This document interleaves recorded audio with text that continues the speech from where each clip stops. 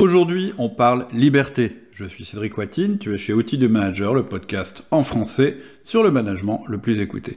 Alors ouais, aujourd'hui, récréation, on va pas parler de management, on va pas parler de conduite d'entreprise, ou plutôt, on va parler de management, mais d'un management particulier. On va te parler de ton management personnel à toi, c'est-à-dire la manière dont tu vas gérer ta vie. Ça faisait longtemps que j'avais envie de parler de ça, je passais pas trop à l'action parce que je me disais, notre podcast, c'est plutôt un truc sur la conduite d'entreprise et le management. Et puis, je me suis dit finalement, pourquoi pas, parce que c'est un sujet qui m'obsède depuis des années, depuis bien avant que je sois entrepreneur, même avant que je bosse d'ailleurs, et qui continue à m'intéresser et à m'obséder, le sujet de la liberté. J'ai lu à peu près tout ce que je pouvais trouver d'intéressant sur le sujet.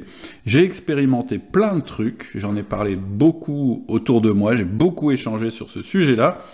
Et donc, voilà, je me dis qu'aujourd'hui, à 55 ans, je me suis quand même construit une vie qui me plaît beaucoup, une vie passionnante et active, mais une vie où aussi il y a beaucoup de liberté. Et en fait, tout ça, c'est pas une coïncidence. Ceux qui me connaissent un peu savent que dans ma vie, j'ai eu pas mal de contraintes qui n'étaient pas évidentes. Et malgré ça, quand je regarde mon passé, quand je lis ce que j'écrivais, parce que moi j'ai toujours écrit, j'ai toujours tenu un journal, à aucun moment, j'ai vraiment l'impression de manquer de liberté. Ou plutôt, j'ai des moments où tout d'un coup, j'ai une alerte qui me dit « mais là, ma vie, ça va plus, il y a un problème », et à chaque fois, j'ai cherché, j'ai trouvé la manière de retrouver de la liberté, et donc quasiment à aucune période de ma vie, j'ai eu de longues périodes où je me sentais pas libre. J'ai toujours eu des contraintes, bien sûr, mais pour la plupart, c'était des contraintes que je m'étais imposées. Bref, j'avais envie d'échanger sur ce sujet. Je l'ai fait avec les membres du Ciel. Donc le Ciel, c'est le cercle indépendant des entrepreneurs libérés. Tu noteras que dans le mot, enfin dans le titre Ciel, il y a quand même à la fois indépendant et libéré. Donc c'est sûr, c'est un sujet qui me tient à cœur. On est bien dans le sujet. Donc bref, j'avais fait un live sur ce sujet parce qu'en fait dans le Ciel, on fait des lives tous les mois pour échanger donc avec des entrepreneurs. Et donc j'avais fait un live en présentant un concept très simple sur le sujet de la liberté. J'avais appelé ça les 3 piliers de la liberté, et ça avait donné plein de discussions intéressantes. Et puis à force d'y réfléchir, de noter plein de trucs sur le sujet, j'ai fini par créer une formation sur ce sujet qui s'appelle donc les piliers de la liberté. De cette formation, je te reparlerai en fin de podcast pour t'expliquer ce que c'est, si ça t'intéresse. Mais dans cet épisode, ce que je te propose, c'est de te donner des outils de réflexion sur la liberté. Donc je vais te proposer vraiment un angle nouveau sur le sujet, enfin j'espère qu'il sera nouveau pour toi, et d'ailleurs s'il n'est pas si nouveau que ça m'intéresse aussi d'avoir tes réflexions dessus. Et puis ce que je vais faire, parce que c'est le but dans nos podcasts, qu'est-ce que c'est ? J'espère que tu auras des déclics, j'espère que au fur et à mesure que je t'expliquerai ce que j'entends par liberté et comment j'ai construit le concept et les passages à l'action que ça implique, peut-être que ça va te faire des déclics, en tout cas c'est ce que j'espère. Donc, pour tirer le meilleur parti de cet épisode, la première chose c'est d'être ouvert et de te laisser faire, et puis la deuxième chose c'est de noter au fur et à mesure les idées qui te viennent, et peut-être même des passages à l'action que tu pourrais envisager. Ne le fais pas évidemment si tu es au volant de ta voiture, mais voilà, si tout d'un coup tu as un truc, tu dis « ah tiens, ça c'est marrant », ce serait intéressant que tu le notes dans un coin. Donc si tu es prêt, on y va. Donc je te propose, dans la tradition des premiers épisodes d'Outils du Manager, de te présenter mon plan. Il y aura 6 parties. La première partie, je te donne ma méthode pour aborder un sujet complexe et le traduire en action concrète, parce que la liberté, c'est quand même un sujet assez large. Donc on va, bien définir ce que j'entends par liberté. Ce sera ma deuxième partie. Donc première partie, je te présente ma méthode. Deuxième partie, je définis ce que j'entends par liberté. Troisième partie, je te parle des piliers de la liberté. Quatrième partie, je te donne un concept intéressant pour réfléchir à la liberté qui s'appelle le triangle de la liberté. Cinquième partie, je te donne un autre concept qui est vraiment intéressant pour réfléchir à ta liberté, c'est la notion de transaction. Et sixième partie, je te parlerai brièvement de ma nouvelle formation, les piliers de la liberté. Donc, première chose, que je voudrais te dire avant de commencer la première partie, c'est que la liberté, c'est un sujet où il est impossible d'être exhaustif. Il y a des milliers de chercheurs, de philosophes, de scientifiques, de poètes de tout temps qui ont parlé de ce sujet sous tous les angles et de toutes les façons imaginables. Donc, c'est pas ce que je vais faire aujourd'hui. Je vais pas te proposer une synthèse de la recherche, ce serait impossible, ni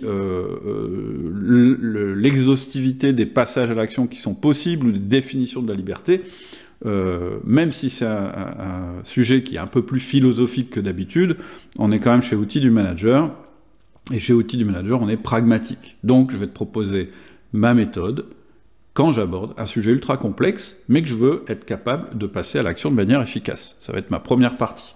Ça n'a pas de rapport avec la liberté, mais au passage, ça peut peut-être t'intéresser. Donc voilà ma méthode. Elle est en 3 principes. Le premier principe de ma méthode, c'est le principe du simple mais pas trop. En résumé, ce qu'on fait quand on aborde un sujet complexe, c'est qu'on essaye de le simplifier le plus possible, parce que s'il est trop complexe, c'est très difficile de passer à l'action. Par contre, il ne faut pas trop le simplifier, parce que si on le simplifie trop, on risque de passer, de ne pas voir un sujet important, et on risque de prendre une mauvaise décision. Donc, premier principe qu'on va appliquer sur la liberté, on veut que ce soit simple, mais on veut que ce soit pas trop simple quand même. Deuxième principe, qui est cher aux stoïques, c'est de ne parler que de ce sur quoi on a une action possible. Donc, le but de cet épisode, et le but, si tu écoutes et tu as envie de mettre en application ce qu'on va se dire, ça sera jamais de se lamenter sur tout ce qui n'est pas dans notre rayon d'action. On a la chance quand même d'être dans un des pays, et à une époque où il n'a jamais été possible d'être aussi libre. On est vraiment dans une période où il y a plein d'options possibles. Donc on ne va pas commencer l'épisode en se plaignant de notre manque de liberté. On va chercher justement comment augmenter notre liberté. Moi, ça a toujours été ma façon de voir les choses. C'est un principe cher aux stoïciens. C'est que oui, il y a des choses qui te limitent dans ta vie. Oui, il y a des choses que tu ne peux pas changer, certes. Et donc, une fois que tu as fait le bilan des choses que tu ne peux pas changer, ce qui est intéressant, c'est de vite passer à ce que je peux changer.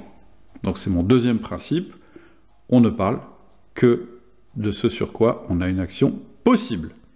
Troisième principe, c'est de restreindre la définition du sujet qu'on va traiter. Parce que, je vais prendre l'exemple de la liberté, si je fais le test de te demander c'est quoi la liberté pour toi, tu vas me sortir 10 concepts plus différents les uns que les autres, ou 20, ou 30, ou 50, et on ne va pas s'en sortir. Donc, on va commencer, ça sera ma deuxième partie, par une définition, qui sera ma définition de la liberté. Bah oui, désolé, c'est mon podcast. Si tu n'aimes pas ma définition, tu peux me faire un mail, ou tu peux créer ton podcast. Donc, tu vois, on est bien dans un pays libre. Mais voilà, moi, je vais te donner ma définition, parce que si je te donne des conseils sur un truc, et qu'on n'est pas d'accord sur la définition, ça ne va pas marcher. Donc, deuxième partie, définition de la liberté. Et la première chose que je voudrais dire à propos de la liberté, en tout cas de la définition sur laquelle on va s'appuyer, c'est que la liberté n'est pas ta destination. Je sais que quand on parle de liberté, on a souvent un rêve à ce sujet-là, on a un peu une destination, c'est-à-dire que pour moi, la vie idéale, ça serait ça, ça, ça. Et c'est normal qu'on ait envie de ça, je comprends complètement, moi c'est pareil. On vit dans un pays libre, on est un être humain qui a été éduqué dans l'idée qu'une vie ne vaut pas le coup d'être vécue si on n'a pas un objectif en tête, et je suis d'accord avec ça. Mais en fait, c'est pas ça la liberté. Ça, c'est l'objectif qu'on se fixe. Maintenant, évidemment, moi je pense, je le dis souvent sur le podcast, qu'on a une vie meilleure quand on poursuit un objectif et un rêve. Et donc la première chose qu'on pourrait faire tout de suite, un petit exercice qu'on pourrait faire tout de suite, c'est de rêver un peu et de déterminer quelle vie on aimerait avoir dans 1 an, dans 5 ans et dans 10 ans, voire encore plus tard. Je te conseille de faire cet exercice mentalement si tu es dans ta voiture, évidemment, et par écrit si tu as accès à un crayon et à un papier. Et pourquoi je te demande ça? Parce que la clé de la réussite, je l'ai souvent dit, ça consiste en 2 choses très simples. La première chose, c'est d'avoir une idée précise de là où on va, et la deuxième chose, c'est d'être souple sur les moyens d'y arriver. Une idée précise de là où on va, et beaucoup de souplesse sur les moyens d'y arriver. Donc si c'est pas clair pour toi, la première chose à faire, c'est de clarifier ta destination maintenant. C'est la partie avoir une idée précise de là où on va. Si on n'a pas une idée précise de là où on va, il est certain qu'on n'y arrivera pas. C'est-à-dire que si on n'est pas concret, si on ne prend pas des exemples, si on reste dans le vague, eh ben, finalement, on va voguer, on va au fil de ce qui nous arrive, et puis souvent, on va, je dirais, changer d'avis, on va changer de cap, on va se perdre en route, etc. Donc, savoir précisément où on veut aller, c'est vraiment intéressant. C'est la destination. Donc, première partie, la destination. Ensuite, on va parler des moyens d'y arriver. Et ça, c'est l'objet du podcast. C'est de ça que je vais te parler. Ces moyens, c'est mon deuxième point dans le raisonnement. Mon deuxième point dans le raisonnement, c'est que, donc, je t'ai dit, la liberté n'est pas une destination, mais que la liberté, c'est un chemin. Et c'est vraiment important de comprendre ça pour la suite. Une fois qu'on sait où on va aller, alors la liberté, c'est de pouvoir y aller. Le but, c'est pas la liberté, mais c'est en étant le plus libre possible qu'on va atteindre notre but, notre rêve, notre idéal. Et donc, c'est de cette liberté-là qu'on va parler ici. À partir du moment où on est d'accord là-dessus, je peux maintenant te proposer une définition de la liberté qui va correspondre à ça. Ma définition de la liberté, c'est mon troisième point, c'est la maximisation des options. Et donc, c'est à cette définition que je vais me référer pour le reste de l'épisode. Qu'est-ce que je dis là-dedans? Je dis simplement que la liberté, c'est d'avoir un maximum de possibilités qui s'offrent à nous. Plus on a d'options, plus on est libre. Plus on est en capacité de faire des vrais choix sans être contraint. Et donc, cette liberté-là, c'est la recherche permanente de pouvoir avoir une vie choisie. On dit aussi une vie intentionnelle. C'est en fait ce qui va te permettre de dire, sans mentir, je mène ma vie. Je suis aux commandes de ma vie.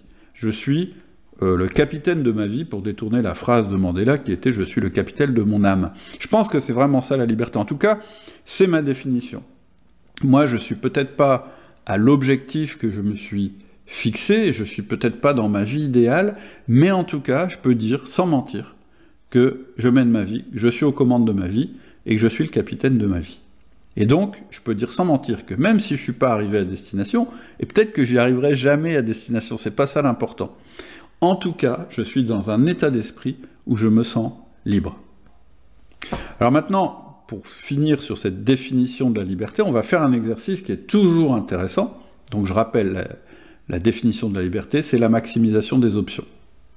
Et donc, ce qu'on va faire, c'est qu'on va faire l'inverse. On va se dire, mais alors ce serait quoi l'inverse de la liberté? Ben, l'inverse de la liberté, ce serait de ne pas avoir d'options, c'est-à-dire d'être complètement contraint.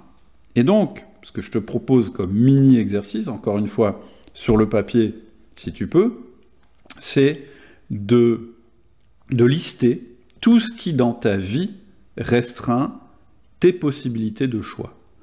Évidemment, si tu es au volant, tu le fais mentalement, mais de te dire simplement, bah, qu'est-ce qui limite ma liberté aujourd'hui? Et puis tu fais une liste. Je ne te donne pas d'exemples, parce que si je te donne des exemples, ça va trop te guider. Une fois qu'on a fait ça, tu peux mettre sur pause si tu as besoin d'un petit peu plus de temps, parce que c'est vraiment un exercice intéressant de faire le bilan de nos contraintes, de ce qui limite le plus notre liberté. Donc une fois que tu as fait ça, on va passer à la troisième partie, qui est les piliers de la liberté. On a donc restreint la définition, on a plus de clarté sur ce qu'on entend par liberté, donc on va pouvoir en déterminer les composantes. Ce que j'appelle les piliers de la liberté, c'est pour avoir un maximum d'options, j'ai besoin de quoi? Ce serait quoi mes éléments minimum, puisque je ne veux pas trop compliquer les choses, mais qui sont quand même exhaustifs pour me donner le maximum d'options. C'est-à-dire, de quoi j'ai besoin pour construire cette liberté. Ou à l'inverse, dans ta réflexion précédente, tu as noté ce qui t'a empêché de te sentir vraiment libre. Et donc, grâce à ce que tu as écrit, on va essayer de déterminer maintenant ce qui va ce qui va être le pilier de ta liberté. C'est-à-dire, la première chose dont, si tu en manques, eh bien, ça réduit toutes tes options, voire ça les rend complètement nulles, c'est-à-dire aucune option. Et donc, je pense, d'expérience, que dans ce que tu as noté, il y a probablement, je manque de temps. C'est-à-dire que quand j'ai fait ce live avec des chefs d'entreprise, le premier truc qu'ils m'ont dit, ben moi, mon problème, c'est que je manque de temps. Quand j'interroge des managers, je leur dis, c'est quoi votre problème? C'est le manque de temps. Et en général, quand j'interroge quasiment n'importe qui, tout le monde va me dire, ben, je manque de temps libre. Alors, c'est assez bizarre d'ailleurs, hein, entre nous, parce que factuellement, on n'a jamais eu autant de temps à nous. Hein. Et finalement, en même temps, on a toujours l'impression d'en manquer. Mais peu importe, clairement, et je suis d'accord avec ça, j'en parle tellement souvent que j'aurais du mal à dire le contraire, le premier pilier de la liberté, c'est le temps libre. On est d'accord. Mais je ne peux pas me limiter à ça. Parce que si la seule chose qui comptait pour être libre, c'était le temps, je me dirais, les SDF, c'est les gens les plus libres du monde. Ils ont tout le temps qu'ils veulent, ils n'ont aucune contrainte au niveau de leur temps. Pourtant, est-ce qu'on peut dire qu'ils sont les plus libres? Ben non, ils ont quand même une contrainte absolue qui limite tous les choix qu'ils pourraient faire. Cette contrainte absolue, bien sûr, c'est l'argent. Dans nos sociétés, l'argent donne accès à énormément de choix, et donc bien sûr, l'argent, ça va être mon deuxième pilier. Oublier ce pilier quand je parle de liberté, ça serait irréaliste. Alors, j'ai pas dit que c'était le seul pilier, j'ai pas dit non plus que les plus riches étaient les plus libres, je n'ai pas donné de jugement de valeur sur l'argent, je dis juste que quand on a beaucoup d'argent, on est plus libre que quand on a peu d'argent. Voilà, à toute chose égale par ailleurs. Donc mon deuxième pilier, oui, c'est l'argent. Donc, on pourrait se dire, ok, donc en fait, pour être libre, dans nos sociétés, il faut avoir du temps libre et de l'argent. Et c'est vrai. Mais est-ce que quand on a du temps libre et de l'argent, on est le plus libre possible? Est-ce qu'il n'y a pas encore un truc tout simple qui va nous bloquer? Alors pour te mettre sur la voie, je vais te donner deux exemples. Le premier exemple, c'est Warren Buffett ou Charlie Munger. Ce sont, ou plutôt c'était, puisque Charlie Munger nous a quittés il y a quelques semaines, juste avant ses 100 ans. Donc ces deux messieurs, ils ont du temps libre, hein, s'ils ont envie d'arrêter de travailler, franchement, ils peuvent. Et ils ont de l'argent, puisque ça fait partie des plus grosses fortunes du monde. Et pourtant, moi, est-ce que j'échangerais ma place maintenant avec la place de ces gens-là? Ben non. Pourquoi? Parce que j'ai quelque chose qu'ils n'ont pas. Un retraité, c'est pareil. Un retraité, souvent, quand on arrive à la retraite, on a tout d'un coup du temps, et en général, on a de l'argent.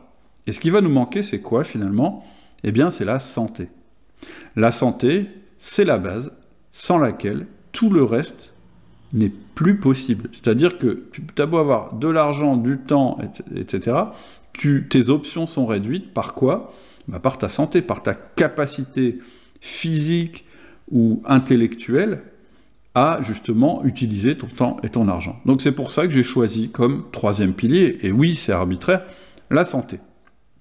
Et je me suis arrêté là. C'est-à-dire que moi, j'ai estimé, tu vas voir après pourquoi, qu'avec ces trois piliers-là, j'étais quand même, alors évidemment pas complètement exhaustif, on pourrait ajouter des piliers, deux piliers supplémentaires pour moi qui sont évidents, et d'ailleurs aussi pour les personnes qui avaient participé au live, ce sont l'éducation, parce que l'éducation nous donne des options, la capacité à raisonner, la capacité à imaginer, la capacité à comparer, ça nous donne des options supplémentaires. Les relations aussi, quand on a beaucoup de relations, eh bien on a plus d'options, on a plus de liberté que quand on a peu de relations, ou quand on a des relations qui nous rendent trop dépendants, plutôt que de nous rendre indépendants. Donc oui, on pourrait ajouter ces deux piliers, mais moi je me suis volontairement limité aux trois dont j'ai parlé précédemment, parce que je pense que quand on a du temps, de l'argent et de la santé, eh bien c'est facile de développer des relations et c'est facile d'accéder à l'éducation, alors que l'inverse, c'est pas vrai. Donc, oui, je me suis restreint à ces trois piliers. Alors, maintenant, est-ce qu'on a moyen d'agir sur ces trois piliers? Parce que c'est ce dont on avait parlé lorsqu'on parlait de la méthode. Ben oui, ma conviction, c'est qu'on peut parfaitement agir sur ces trois piliers, quel que soit l'état où on se trouve maintenant. Quel que soit l'état où tu te trouves maintenant, tu peux avoir une stratégie sur ta santé, tu peux avoir une stratégie sur ton argent, et tu peux avoir une stratégie sur ton temps.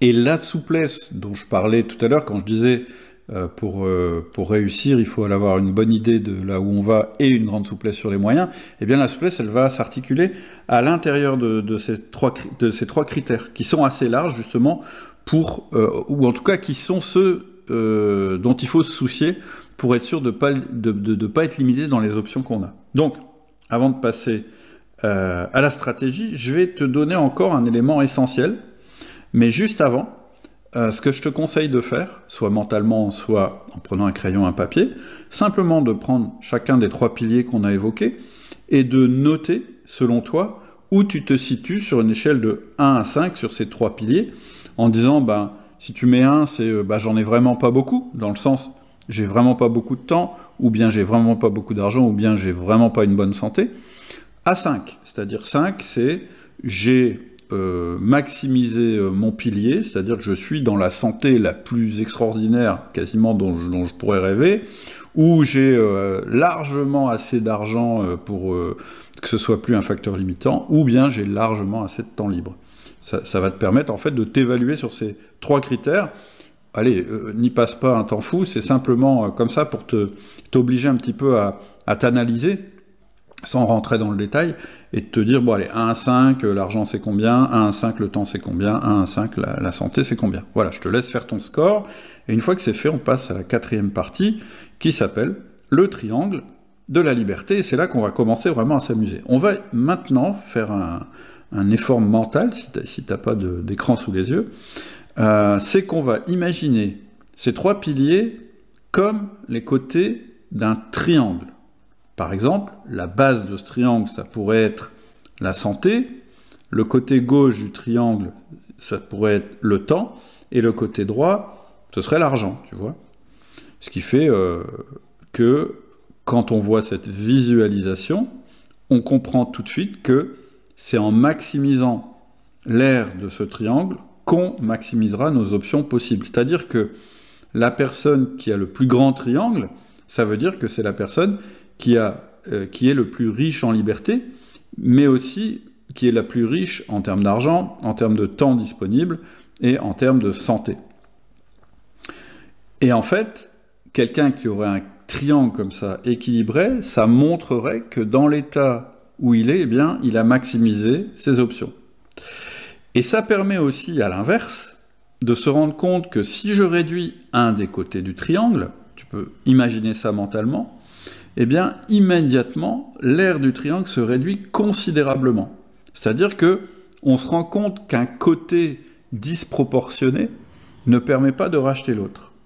Et donc, la clé, quand on regarde ce triangle, c'est pas tant, finalement, dans la taille du triangle, c'est pas tellement pour se comparer à quelqu'un d'autre, etc., mais de voir si notre triangle est équilibré. C'est-à-dire si on a un bon équilibre entre les côtés. Et là, on va voir, et c'est là que ça devient plus intéressant, que si on ne prend pas garde à ça, en fait, entre guillemets, la vie est mal foutue. Pourquoi je dis que la vie est mal foutue ? Si je regarde les stades de la vie, je prends quand on est jeune, un petit peu avant de travailler, et ensuite je prends quand on commence vraiment à bosser, à avoir des enfants, etc., puis ensuite je prends la retraite. Si je fais mon triangle, un jeune qui a donc plein de santé, le problème, et de temps d'ailleurs, le problème qu'il a, c'est qu'il n'a pas un rond. Donc en fait, l'aire de son triangle, elle va pas être terrible. Ensuite, quand il va commencer à bosser, il va commencer à gagner de l'argent, mais là, il va plus avoir de temps, surtout si en plus il a des enfants. Donc finalement, il va avoir un triangle, un bon triangle côté argent et côté santé éventuellement, s'il y fait attention, mais il va manquer de temps. Et puis quand on arrive à la retraite, c'est un petit peu ce que je disais quand je prenais mon exemple tout à l'heure, on a de l'argent, on a du temps, mais on n'a plus de santé. Donc à nouveau, le triangle, il est réduit. Ce que tu peux faire maintenant, c'est t'amuser à dessiner les triangles dont je t'ai parlé, tu verras qu'à chaque fois, ils sont déséquilibrés. Alors, moi je ne dis pas que les triangles seront toujours à l'équilibre. Mais en fait, ça me paraît intéressant de régulièrement imaginer son triangle. En général, moi, ce dont je me suis rendu compte dans ma vie, c'est quand je me sentais pas libre, c'est qu'il y avait un déséquilibre dans un des triangles, dans un des côtés de mon triangle de la liberté. Ou bien, quand j'étais embêté, angoissé sur l'avenir, c'était en me disant, mais mon triangle, il évolue pas de la bonne manière. C'est-à-dire que, je vais donner un exemple, j'ai de moins en moins de temps disponible. Oui, je gagne de l'argent, oui, je suis en bonne santé, mais en fait, finalement, ça sert à quoi? J'ai pas de temps disponible.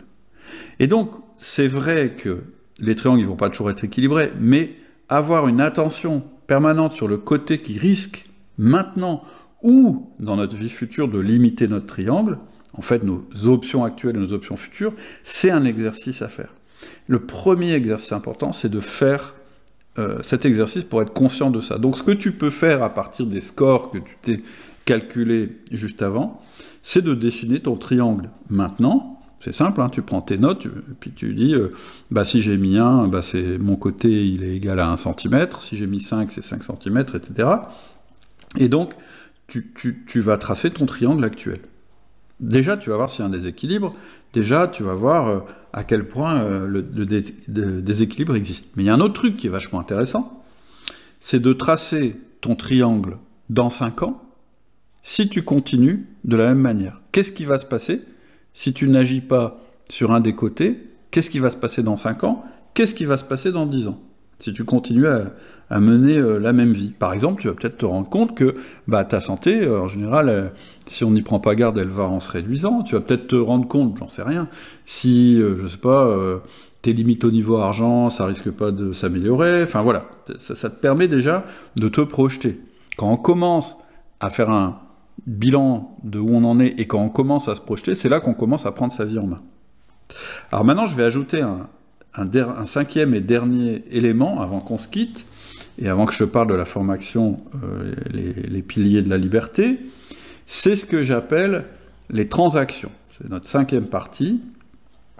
En fait, ce concept-là, c'est celui qui va te permettre de passer à l'action, pour avoir une vie intentionnelle qui va te permettre d'aller vers ton but. Donc ce concept des transactions, c'est quoi?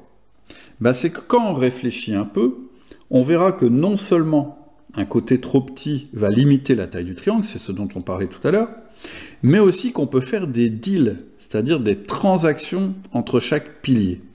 Je vais te donner des exemples, je ne vais pas t'en donner trop, mais juste pour t'aider à réfléchir.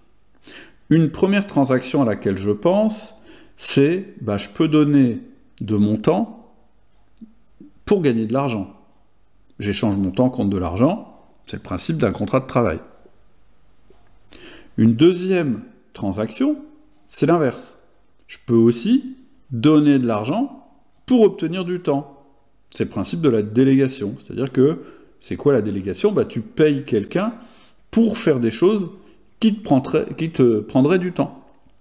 Par exemple, tu demandes à un jardinier de s'occuper de ton jardin parce qu'en fait, tu estimes que ta valeur temps, elle est plus importante quand tu fais autre chose que quand tu fais le jardin. Mais dans ce cas-là, il y a une transaction, il faut que tu payes. Maintenant, une transaction plus compliquée. Une transaction qui va toucher un côté maintenant pour améliorer un pilier plus tard. Un pilier maintenant pour améliorer un pilier plus tard.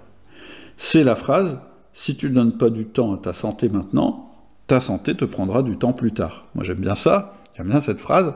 C'est de toute façon la santé ça prend du temps. C'est-à-dire ça te prend du temps soit parce qu'il faut te soigner parce que tu n'as pas fait ce qu'il fallait, ou ça te prend du temps parce que dès maintenant tu fais quelque chose pour que plus tard ta santé ne soit pas ton facteur limitant. Et puis dernière chose, et puis je vais arrêter là parce que je veux pas, c'est un podcast, on va essayer de pas trop aller dans la complexité, c'est que tu peux aussi faire des transactions à l'intérieur d'un même pilier. Par exemple, tu peux utiliser de l'argent pour créer de l'argent, c'est le sens d'un actif. Ou tu peux utiliser du temps pour créer un actif qui va créer de l'argent, ce qui n'est pas la même chose que utiliser ton temps pour créer de l'argent immédiatement. Ou bien, assez simple, j'en parle souvent chez Outils du Manager, tu peux investir du temps maintenant pour gagner du temps plus tard. Ça s'appelle déléguer dans l'entreprise, c'est-à-dire que tu vas prendre du temps, tu vas perdre du temps, tu vas consommer du temps avec ton collaborateur, mais tu le fais volontiers parce que ça va te faire gagner du temps pour plus tard, quand il sera autonome.